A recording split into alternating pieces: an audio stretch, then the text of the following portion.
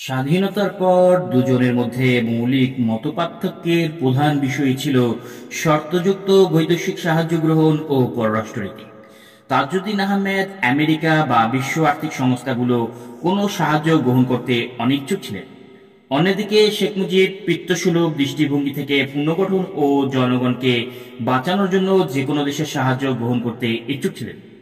এক্ষেত্রে দুই নেতার দৃষ্টিভঙ্গির পার্থক্যের বিষয়টি শুরু থেকে লক্ষ্য করা গেলেও সম্ভবত 1973 সালের জানুয়ারি মাসের প্রথম সপ্তাহে তা প্রকাশ্যে দৃশ্যমান হয়। 3রা জানুয়ারি পাটুয়াখালীর এক জনসভায় মুজিব বাংলাদেশকে বিদেশি সাহায্য থেকে বঞ্চিত করার ষড়যন্ত্র সম্পর্কে বক্তৃতা করেন। পরদিন 4 জানুয়ারি সোভিয়েত প্রজাতন্ত্রের 50 বছর পূর্তি অনুষ্ঠানে তাজউদ্দিন আহমেদ বলেন, ধনবাদী দেশের সাহায্য নিয়ে কোনোদিন সমাজতন্ত্র প্রতিষ্ঠা করা যায় না। সমাজতন্ত্র নির্মাণের জন্য চাই একই মতদর্শে বিশ্বাসী তথা সমাজতান্ত্রিক দেশের সাহায্য এবং সেই সাথে আত্মনির্ভরশীলতা হওয়া মনোভাব। তাজউদ্দিন আহমেদের বিরুদ্ধে একের পর এক অভিযোগ উত্থাপিত হতে থাকে। যুদ্ধ শেষে বাংলাদেশ সরকার তাৎক্ষণিক প্রয়োজন মেটানোর জন্য ভারতের নিকটে কিছু কাগজের মুদ্রা ছাপিয়ে দেওয়ার অনুরোধ জানায়।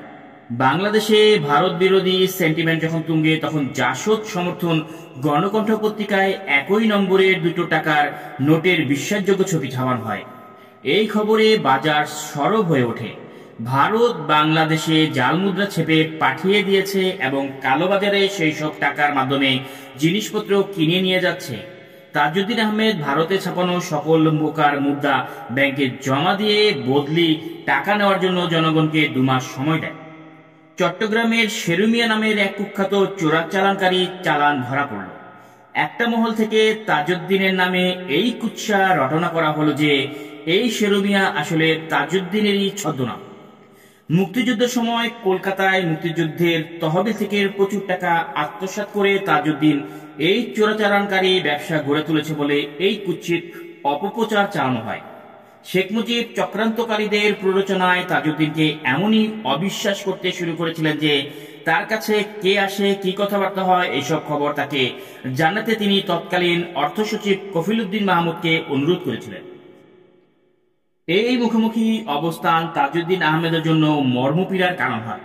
তিনি উপলব্ধি করেন যে আদর্শ ও উদ্দেশ্য নিয়ে মুক্তিযুদ্ধ সংগঠিত হয়েছে, তার উল্টো স্রোতে দেশ চলতে শুরু করেছে। এক পর্যায়ে তাজউদ্দিন আহমেদ প্রশাসন থেকে সরে আসার জন্য মনস্থির করেন। তবে শেখ মুজিব ও তার অন্যান্য ঘনিষ্ঠ সহকর্মীর অনুরোধে এই সিদ্ধান্ত থেকে বিরত থাকেন।